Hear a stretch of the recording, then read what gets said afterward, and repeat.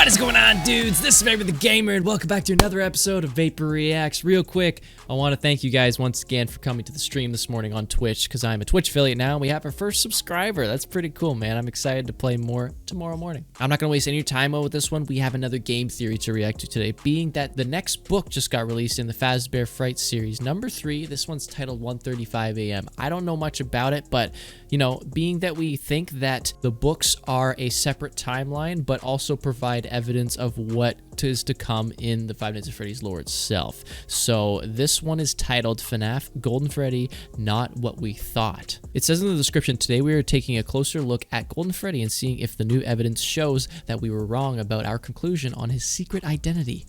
Ooh, let's get it. Everything will be linked in the description down below so you can check everything out for yourself, okay, along with the Game Theorists channel. Please go subscribe if you haven't checked out the other Game Theories. I suggest you do so. I'm gonna click play on this bad boy. And 3, 2, 1, boom. Let me come home with you. Excuse me? Is there room for one more? No. Can I come home with you? No. Let me come home with you. Can I come home with you? Just one more. Bring me home. Huh? There's room for one more.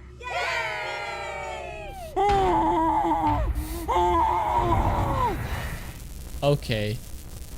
That was a little disturbing. Hello, Gotta Internet. say. Welcome to Book Theory. Oh, I was Because waiting for if you Game have Theory. one moderately popular indie Smash game in your franchise, chances are you also have yourself a 10-installment book deal. That's barely Right. an exaggeration. Bendy and the Ink Machine, 3, with more promised on the way. Hello Neighbor, 6. Heck, There's it's a Hello surprise that Neighbor Baldi's books? Basics doesn't have an entire trilogy dedicated to the horrific backstory of the Jump Rope Girls. Seriously?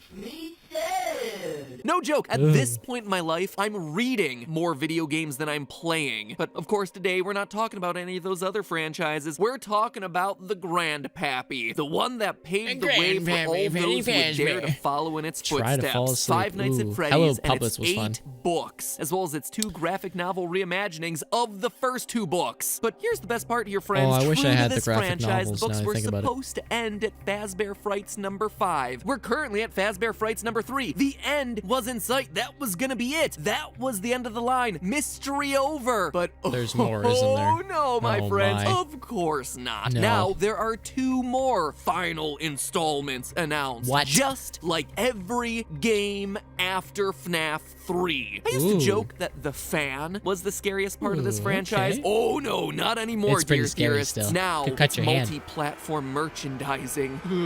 So Fazbear Frights number 3, titled 1:35 a.m., just came out, and whoo boy, there is a lot to talk about with this one. If you'll remember, Scott has made it pretty darn clear that this new book series is meant to help us solve the mysteries from the past, and that the stories are, as they say in every book's official description, pulled from all different corners of the FNAF lore. But unlike the past 2 Fazbear Frights books, where the connections have been a bit looser, I suppose is the best way to describe a time-traveling ball pit that leads to a scene of some 1985 pizzeria murders, the stories contained in this one, in 1:35 a.m., all feel very strongly connected to, well, like I just said, every corner of the FNAF canon. The stories Okay. here are starting to show how they're connected to not only each other, but also how they're connected to the original book trilogy, and yes, how Which I they're still even need to read. connected to the games, creating this elaborate web of complicated animatronic death. But more than anything else, these books are starting to confirm things for us. Theories and suspicions that we've had for the better part of the last 5 years, which, you know, is kind of nice to receive some level of validation. Very like I cool. said, it is a lot You to did cover. it. And so I'm going to cover this one like I've covered the last 2 books. Today's episode is going to be dedicated to a general overview of the stories, spotlighting some of the most important details for theory crafting, and explaining what I think this new batch of stories is trying to tell us about the series' mysteries. And then the next video, we're going to be doing a deep dive into probably the biggest mystery of all 3 books so far, FNAF's newest killer animatronic, the Stitch Oh, Rave. This guy is yes. actually really interesting. And his story is Terrifying. starting to weave through most of the 9 other small stories that we've covered in these other books, and what he means might actually have some severe implications for not just the original trilogy of novels, but also the future of the games. Like I said, more on that next week, but for today, let's start with our title story, 1:35 a.m. This one 1:35 is a.m. pretty straightforward. Delilah is a young woman with a tragic backstory. Her parents both died when she was 11, at which point she was bounced around and abused, sadly, in the foster care system for years. Eventually, she finds a stable home and happiness with a man named Richard. They get married, and Delilah excitedly looks forward to finally having a child of her own so she can that finally looks like a complete baby the bab. family that she never had. Everything is going great in her life until Richard divorces her. Now she's alone and sadder than ever. And then she dies, trapped in a ventilation shaft after being tortured by the embodiment of the child that she never had. Children's entertainment, ladies and gentlemen. Okay, so I may have skipped a few steps there, but it's roughly the idea. One day, Delilah finds an animatronic doll named Ella at a garage sale. A doll that reminds her of the child that she always dreamed of having. Quote, with brown curly hair, big dark eyes, and plump pink cheeks, the doll looked almost exactly like the baby Delilah had envisioned having someday with Richard. She'd been sure that she was going to be a mother, so sure that she'd named the baby before the baby was even conceived. Her name would be Emma. Delilah reached for the tag that hung on the doll's wrist. My name is Ella.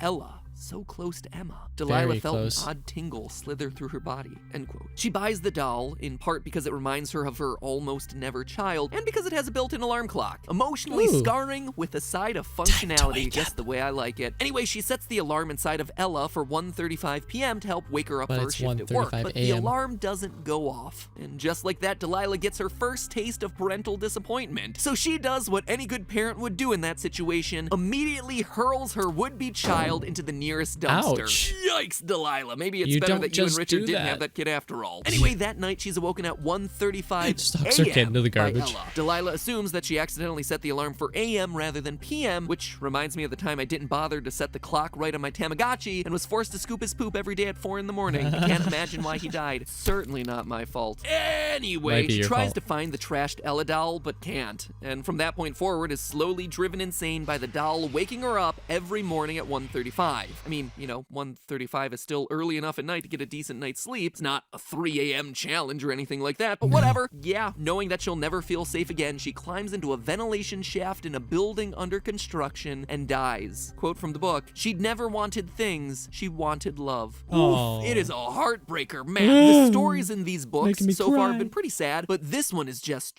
tragic. In fact, all 3 stories from this particular book are just rough. Now, this story has 2 really important details in it. Details that seem to make Delilah's horrific struggle a strange nexus point for both the original book canon as well as the games. So let's start with the books first. In 1:35 a.m., the Ella doll is described as a, quote, helper doll manufactured by Fazbear Entertainment. Continuing forward with that quote, the booklet had a list of what Ella was designed for. She could keep time and serve as an alarm clock, manage appointments, keep track of lists, take photos, read stories, sing songs, and even serve drinks. Drinks? Delilah shook her head. Now, in the games, we never really get to learn much about Henry, the creator of the animatronics. But in the novel trilogy, Silver Eyes, Twisted Ones, and Fourth Closet, we get to meet not only his daughter Charlie, but also some of his other creations, including, wouldn't you know it, a doll named Ella, who is built to serve tea. From the Silver Eyes novel, quote, out sailed Ella on her track, a child-sized doll bearing a teacup and saucer in her tiny hands like an offering, end quote. Now, across all 3 novels, we never get a solid physical description of the Ella doll, but in another book, the Freddy Files, which collects all the main information about the franchise, we do get to see our first illustration of the doll, and wouldn't you know it, everything matches the description of Delilah's little garage sale find from 1:35 a.m. Quote again, wearing a puffy-sleeved 1980s era bright blue full-skirted dress with pink ruffled trim and a big bow around the waist, end quote. So it's creepy. the same doll, meaning that this first story doll is happening in the novel timeline after the events of Fourth Closet. Somehow, this is the doll that Henry created for his daughter Charlie, who, I need to technically remind you, is his daughter, because again, remember, his daughter died at a young age, and he replaced her with a series of 4 robots that represent Charlie growing up at various ages, so Ella technically is an early version of his own daughter. Figured I'd throw that little factoid in there since, you know, this is a real and totally valid plot point from the novelized series of events in this very easy to understand series. That's not all. While I was reading the story, I'm gonna forget about all this, but I'm gonna read it anyway. To hide in the ventilation I knew shaft that already. felt really strange to me. Like,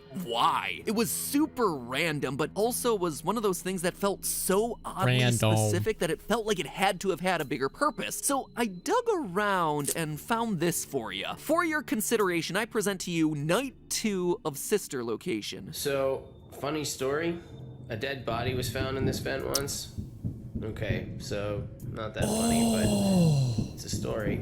So, she was in could sister Delilah location? be that body that was actually found in the vents of Circus Baby's Entertainment and Rentals? Maybe, but probably more likely it's alluding to that story from sister location rather than directly the same one. You see, in the book, we're told that Delilah's vent is in a site that's under construction, a 3-story structure that feels a bit like an office building. Sister location, meanwhile, takes place in an underground facility underneath a residential home, so it's probably not the same building. At the same time, though, the story makes it clear that Delilah was drawn to this place. Quote, "The answer to her plight was in here. She was sure of it. Someplace here she was gonna find a way to escape Ella forever." End quote. Time and again throughout all of these Fazbear Fright stories, we're shown people being drawn to the Freddy Fazbear locations through some supernatural force. So could Delilah, or whoever died in the vents of sister location, have been compelled to come there? And this story is just giving us a hint as to how that happened. Maybe. And whereas the Delilah sister location connection might just be me reading too far into things, that certainly isn't true for our second story, Room for One More. In this story, and stop me if any of this sounds familiar, Stanley is a night guard at a mysterious underground facility full of little ballerina dolls looking to escape to the surface. Ding, ding, ding! It's like in one sentence we just won FNAF bingo. Each night he falls asleep on the job, wakes up to find a mini Rena doll on the desk asking to go home with him. Stanley falls asleep again, and when he wakes up, the doll is magically gone. Over the next few days, his arms start to swell, his throat starts to bleed, and yet he keeps going to work, keeps finding dolls, and keeps falling asleep. Eventually, he learns that the dolls have been crawling into his mouth while he sleeps, causing his body to swell to the point of bursting. The end. The moral of this story, kiddos, be a good employee. Don't sleep on the job, otherwise little animatronic creatures are gonna crawl into you and make you explode from the inside out. What's also interesting about this story is Stanley's dreams. Each time he sleeps while on duty, he has himself a strange dream. In the first, Funtime Foxy is a cab driver. In the second, the facility's power cuts off and he comes face to face with Funtime Freddy. And in the last one, Ennard is a dentist and Ballora is his dental assistant, which I would say is one of the strangest things to ever appear in this franchise, but then again, I turn your attention to this corner where we have time-traveling ball pit, Anime Foxy, and Dire Chica. Anyway, this one is pretty obvious, right? Stanley is working at Circus Baby's Entertainment and Rentals, that underground facility from sister location, and the dolls crawling into his mouth are a parallel to Ennard using Michael's progressively decaying body as a skin suit in that game's secret ending. I think this story might be trying to give us a more realistic interpretation of those events, or something that more closely matches what we see happening in those ending cutscenes. That instead of Michael being scooped and having his skeleton removed and all of that at the same time, that our protagonist Michael instead is being slowly filled up with animatronic pieces night after night, giving him that progressively sickly look that scares all the people around him. Stanley's story even mentions this, quote, "He staggered and stumbled down the sidewalk. Passers-by stared, some seeming worried, others just annoyed, like it inconvenienced them to see another person suffering," which feels right on point with how those cutscenes were depicted in sister location. Yes, but okay, of the 3 stories 100%. in 1:35 a.m., it's story number 3, New Kid, that's the most exciting to talk about, at least for today's episode, because this one gets to the heart of what is still to this day the single biggest question of the series, and that is the identity of Golden Freddy. Let me tell you, I thought we had this one pretty well nailed down, that it was Cassidy, aka the vengeful spirit from Ultimate Custom Night, and yet this story, well, it causes me to question a few things about our conclusions. First, let's go through a quick summary. Devin is a 9th grade social loner alongside his only friend Mick. One day, a new kid in school named Kelsey shows interest in spending time with the two of them. Kelsey is good looking, he's charismatic, he immediately attracts the attention of all the cool kids in school. And even though Kelsey, Devin, and Mick all get along as friends, eventually Devin gets jealous of Kelsey because Kelsey has everything that Devin wants. And so to get some revenge, he lures him to an abandoned Freddy's restaurant long forgotten at the outskirts of the town. His plan is to trap Kelsey in a spring-lock suit for a few hours to scare him, but, well, you know what's gonna happen. The sheer mention of spring-lock suit immediately gives you a spoiler alert as to what's gonna go down. Kelsey puts on the Golden Freddy suit and gets skewered alive, quote.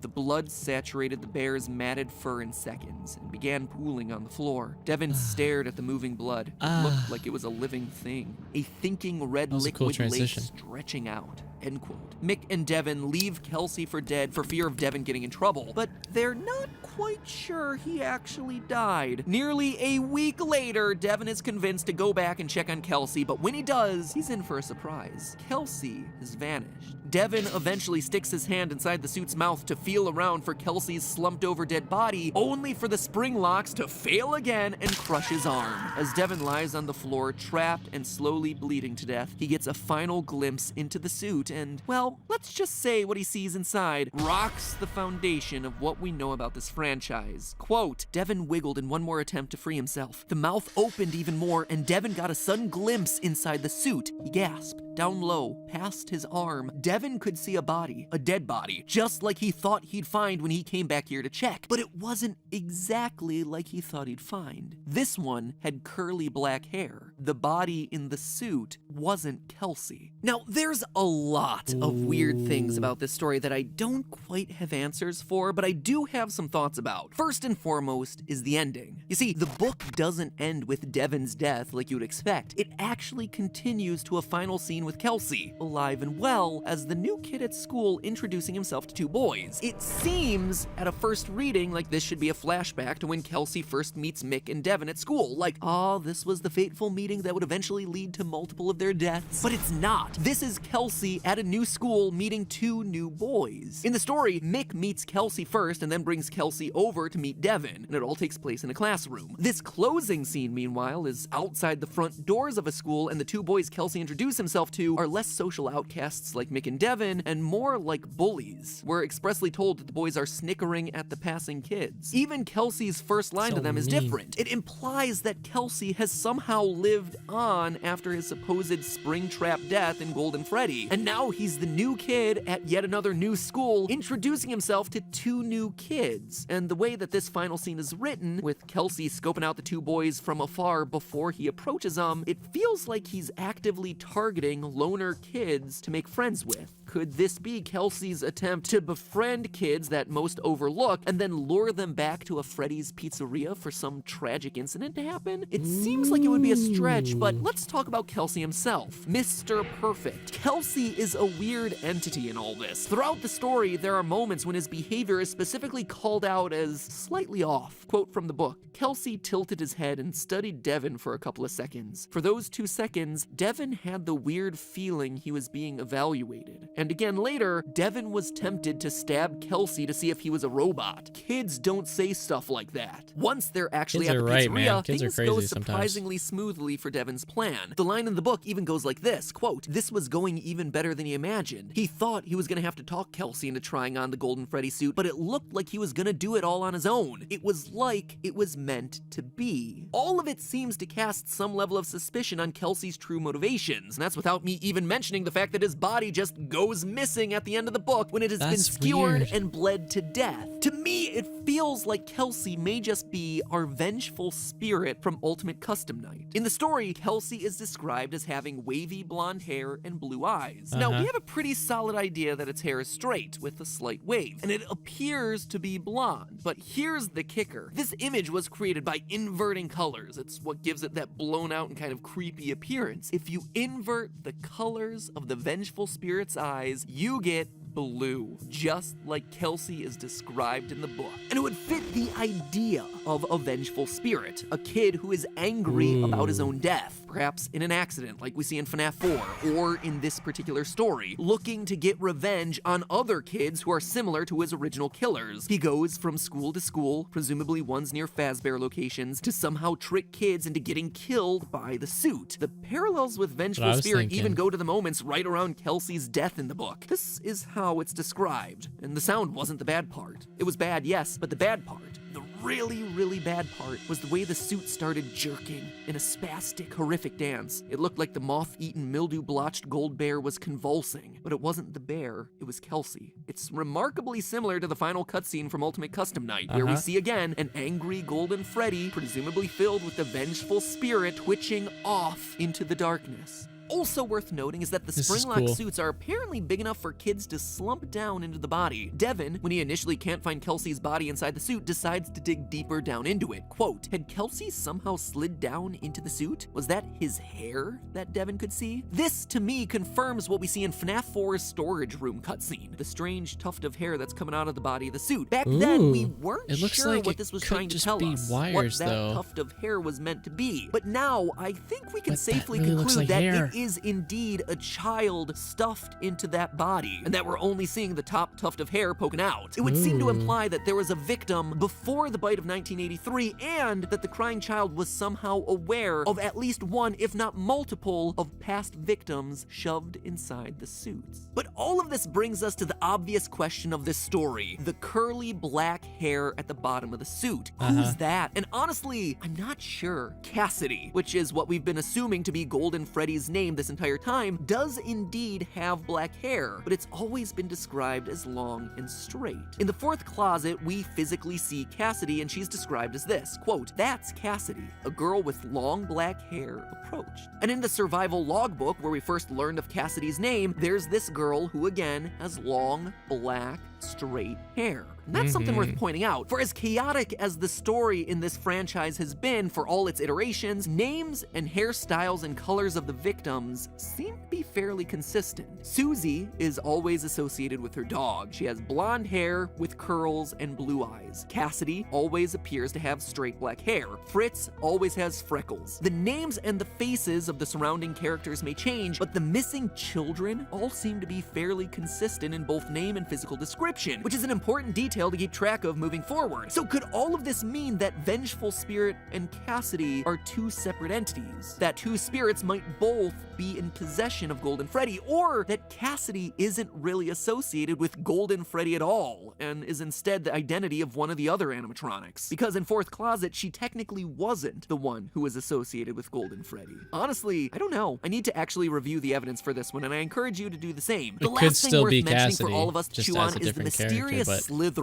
that's heard throughout this story. While the boys are exploring the abandoned pizzeria, they hear something inexplicable in the walls. Quote, while they were in the bathroom, I don't like Devin that was sound. pretty sure he heard something slithering through the walls. Ew. He didn't say anything. From the way the other boys' faces paled, he knew they heard it too. They didn't mention it either.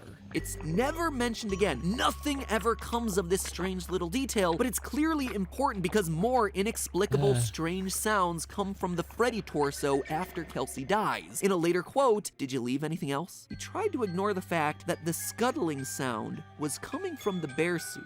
Now, this is after Kelsey has already stopped squirming and twitching. So again, we're left with some mysterious force moving around in the pizzeria creating these sorts of sounds. Is it Ennard? Is it the Stitch Wraith? Is it something else? Like I said, lots to chew on with this particular Nice book, but as you can try. tell, it's given Don't us pretty scare me. explicit information about some of the biggest questions that this series has had. Now it's up to us, as always, to put all those pieces together. And there certainly are a lot of pieces that'll start coming together next time as we start looking into the power of agony and the twisted timeline of FNAF's next newest murderer, the Stitch Wraith. So make sure you hit that subscribe button I'm to get excited. notified I of when can't that video wait. comes out next week. And in the meantime, do me a favor, remember, it's just a theory. A game theory. Yes, Thanks it for is. watching. Appreciated. Oh my gosh, dude, that was so cool. So we kind of explored a lot into like sister location with the dead body in the vent. That kind of ties with Delilah dying in the vent. It kind of ties in with the first night, I think, of sister location when you're crawling through the vent. And he says that there was someone who died in this vent. They found a body. And the night guard, you know, having mini Renas crawl into his mouth and having swollen parts and all that. And same with the cutscenes of Michael walking down the sidewalk as he's decaying and people looking at him and stuff. It all ties in so nicely. And maybe, just maybe, Cassidy isn't actually Golden Freddy, but that last little snippet of what happens with Golden Freddy and the little tuft of hair coming out and seeing it in that one cutscene, it's crazy. This is all tying together in some way, shape, or form. That was another game theory done by the Game Theorists titled FNAF Golden Freddy, Not What We Thought. And that was covering kind of back into the book series with this new one of Fazbear Frights titled 1:35 a.m. So let me know what you guys think in the comment section below, and everything will be linked in the description down below so you can check everything out for yourself, okay, along with the Game Theorists channel. Please go subscribe, put the bell notification on, because I think we're going to be getting another theory very soon. So like if you enjoyed, subscribe for some more videos, and I'll see you in the next one. So bye!